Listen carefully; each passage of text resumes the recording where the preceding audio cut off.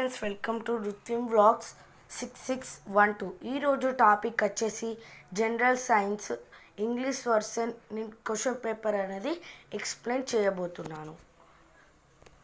First ఈ question paper జాగ్రత్తగా చూడాలి. ఫస్ట్ ఇన్స్ట్రక్షన్స్ చూసుకుందాం మనం.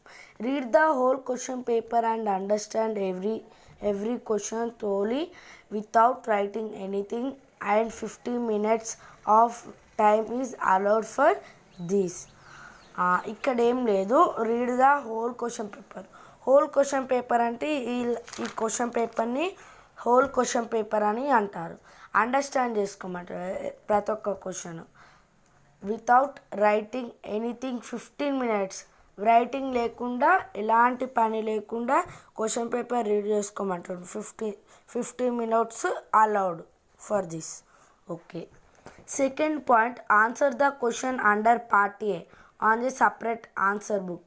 Answer book అంటే ఏం లేదు, మనకు మెయిన్ షీట్ ఆర్ అడిషనల్ మనకు పార్ట్ ఏకి సపరేట్ ఆన్సర్ బుక్ ఉంటుంది. Okay. Third question, answer all question from the given 3 sections 1, 2 and 3 of part A. Part ఏలోనే మనకి సెక్షన్ 1 ఉంటుంది, సెక్షన్ 2 ఉంటుంది, సెక్షన్ 3 ఉంటుంది. Okay. Next fourth question, in section 3 every question has internal choice and answer any one alternative.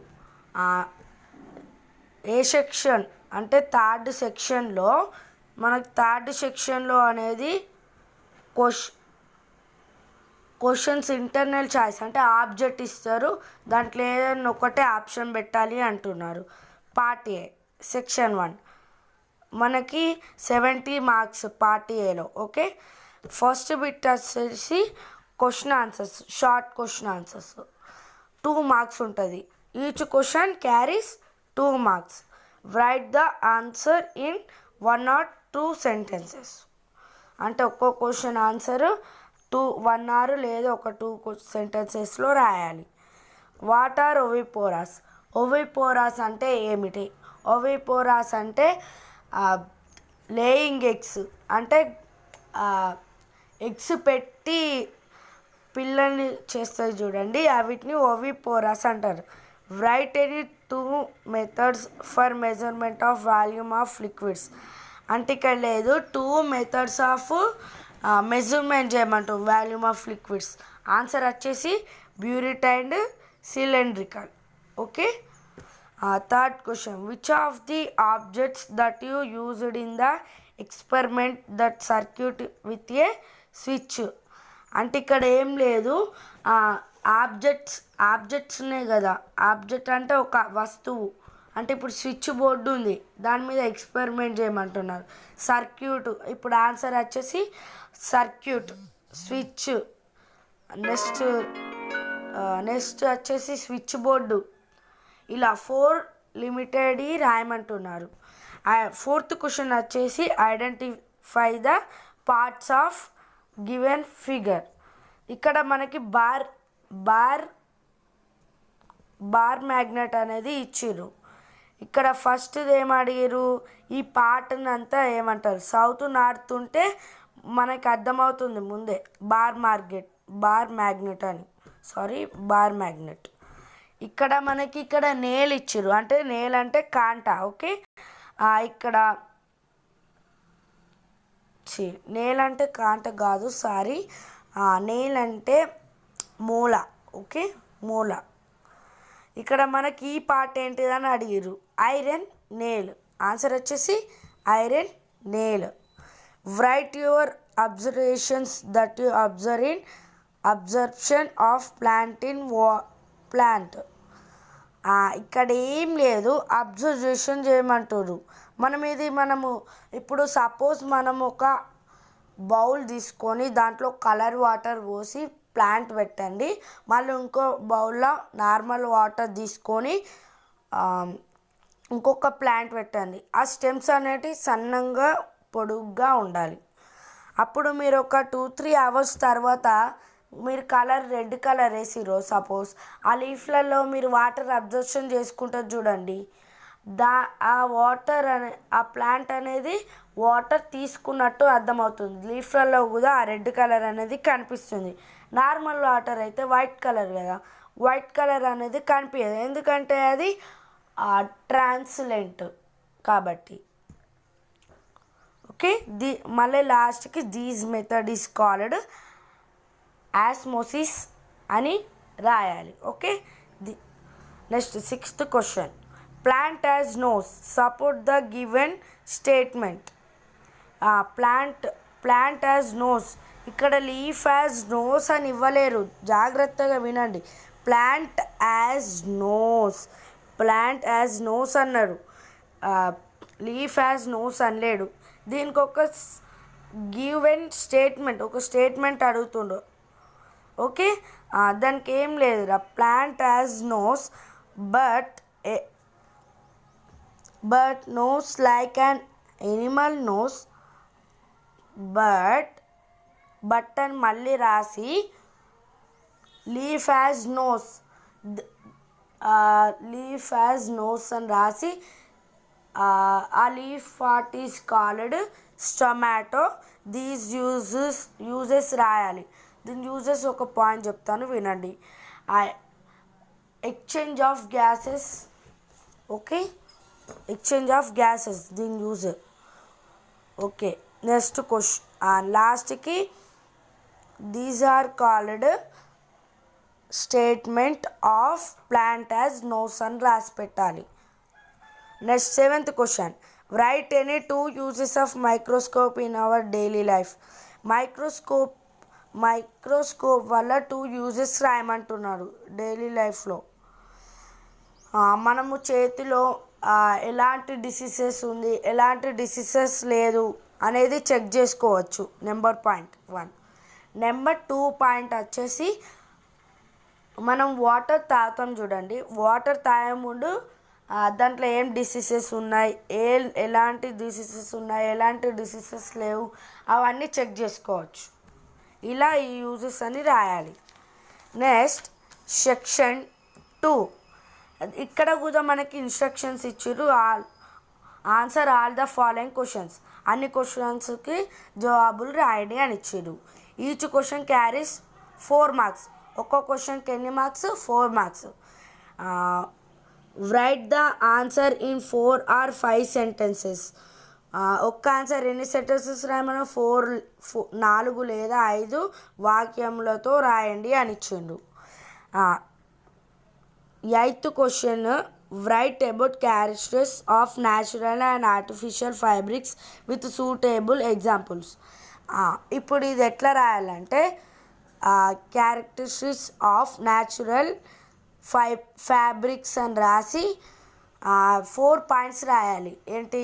Cotton, jute, silk. Okay, అట్లా రాయాలి. Next మళ్ళీ characters of artificial fabrics అని రాసి అవి కూడా 4 పాయింట్స్ రాయాలి. లైక్ పాలిస్టర్, నెక్స్ట్ పాలిస్టర్, అట్లా కొన్ని పాయింట్స్ అనేటివి రాయాలి. దీనికి మనకు 4 మార్క్స్ వస్తాయి ఇట్లా రాస్తే. Next 9th question. Write any 4 questions you would ask your teacher to know about locomotion in birds. అంటే ఇక్కడ ఏం అడగలేడు, మనల్ని సార్ని 4 questions అడగమంటారు. దేని గురించి? అబౌట్. దేని గురించి అంటే లోకోమోషన్ ఇన్ బర్డ్స్. లోకోమోషన్ అంటే ఎగరడం కానీ అట్లాంటి. ఓకే, నేను కొన్ని 4 questions చెప్తాను. Why do birds get wings? అంటే ఎందుకు పక్షులకి రెక్కలు ఉంటాయి. Why do fly on the sky birds అని అంటే పక్షులు ఎందుకు ఎగరగలుగుతాయి. ఇట్లా 4 questions రాయమంటుండు. 10th question. What would happen if plants does not have leaves? ఒకవేళ ప్లాంట్స్కి అంటే మొక్కలకి ఆకులు లేకపోతే ఏమవుతుంది? ఒకవేళ అని అడిగిండు. అంటే if plants does not have leaves అని రాసేసి no chlorophyll, no oxygen, no uses of plants అని రాయాలి. నో యూజెస్ ఆఫ్ ప్లాంట్స్ అంటే ఆకులు మొక్కలకు ఆకులు లేకపోతే ఎలాంటి ప్రయోజనాలు లేవు అని అర్థం. మీరు తప్పుగా అర్థం చేసుకోకండి. మళ్ళీ 11th క్వశ్చన్. ఇక్కడ మనకి చిన్నగా ఒక పారాగ్రాఫ్ ఆర్ స్టాంజా లాగా ఇచ్చిండు. దాంట్లో ఏ క్వశ్చన్ అడిగిండు, బి క్వశ్చన్ అడిగిండు. The milk is in liquid form, curd is neither in solid state nor in liquid state. అంటే ఇక్కడ ఆ మిల్క్ అనేది లిక్విడ్ ఫామ్లో ఉంటుంది, కడ్డేమో అంటే కడ్డేమో సాలిడ్ స్టేట్లో ఉంటుంది లేదా లిక్విడ్ స్టేట్లో ఉంటుంది. The curd is in semi liquid form. There are changes in milk when it becomes curd. ఆ కర్డ్ ఎట్లా ఉంటుంది, సెమీ లిక్విడ్ ఫామ్లో ఉంటుంది. అంటే పాలులాగా ఉంటుంది. అంటే ఇప్పుడు సెమీ లిక్విడ్ ఫామ్ అంటే మీకు అర్థమయ్యేటట్టు చెప్తా. కొంచెం వాటర్ లాగా ఉంటుంది, కొంచెం అది కర్డ్ ఎట్లుంటుంది, గడ్డ లాగా ఉంటుంది. అందుకే సెమీ లిక్విడ్ ఫామ్ అని అన్నారు. There are changes in milk when it becomes curd. Curd అయ్యేటప్పుడు ఆ మిల్క్ అనేది ఎలా చేంజ్ అవుతూ ఉంటుందంట. First question, what do you call the state of curd? ఎందుకు నువ్వు స్టేట్ ఆఫ్ కర్డ్ అని అన్నావు? ఎందుకంటే ఇది లిక్విడ్ స్టేట్మెంట్ కాబట్టి. Which type of change occur in curd? ఏ టైప్ చేంజ్ ఇది అని అడుగుతుండు. పెరుగు ఏ టైప్ చేంజ్ అని అడుగుతున్నాడు. ఇదేం చేంజ్? Temporary change. ఓకే, లేదా నువ్వు ఇట్లా కూడా రాయొచ్చు. మీరు సెమీ లిక్విడ్ ఫామ్ అని రాయొచ్చు, లేదా టెంపరరీ చేంజ్ అని కూడా రాయొచ్చు. 12th question, draw the neatly labelled figure of torch light. Torch light అనేది డ్రా చేయాలి. ఇది మనకి సింపుల్ ఎలక్ట్రిక్ సర్క్యూట్ లెసన్లో ఉంది, అది డ్రా చేయాలి. 13th question, write the any 4 conversations methods of water in daily life. 4 conversation methods రాయమంటున్నారు. మీరు ఏం రాస్తారంటే what are the uses of water, అవన్నీ రాయండి పాయింట్స్. ఫస్ట్ అవి రాసిన తర్వాత conversation method of water in daily life అని రాసి లాస్ట్కి రాయాలి. అది పర్కులేషన్ ట్యాంక్స్ అని రాస్తే మీకు 4 మార్క్స్ అనేది పడుతుంది. సెక్షన్ 3లో మళ్ళీ మనకి ఇన్స్ట్రక్షన్స్ ఇచ్చారు. Answer all the following questions. అన్ని క్వశ్చన్లకు జవాబులు రాయండి అని ఇచ్చిండు. Each question carries 8 marks. ఒక్క క్వశ్చన్కి ఎన్ని marks? 8 marks. Write the answer in 8 to 10 sentences. ఒక్క ఆన్సరు 8 లేదా 10 వాక్యములతో రాయమన్నాడు. There is internal choice for each question. అంటే ఇక్కడ ఏం లేదు, ఇంటర్నల్ చాయిస్ ఇచ్చండి. అడిషన్ కింద ఆర్ అని ఇచ్చండి. ఈ క్వశ్చన్ లేదా ఈ క్వశ్చన్కి ఒకటే రాయమంటున్నాడు. 14th క్వశ్చన్ అన్న, right the characteristics of living and non living things. ఏం లేదు, ఇప్పుడు లివింగ్ థింగ్స్ ఏంటి, నాన్ లివింగ్ థింగ్స్ ఏంటి అవి రాయాలి. నెక్స్ట్ అడిషన్ కింద ఇచ్చిండు. Explain the structure of bulb with neatly labelled diagram. Bulb ఉన్నాయి కదా టెర్మినల్, అది ఆ చిన్న బల్బ్స్ ఉంటాయి కదా ఫిలమెంట్ అని. ఇప్పుడు మీకు ఆ బల్బు చూపెడతాను. ఇగోండి, ఇలాంటి బల్బు మీకు కనబడతలేదేమో, ఇప్పుడు కనబడుతుందా? ఇలాంటి బల్బ్ అనేది మనల్ని డ్రా చేయమంటున్నాడు.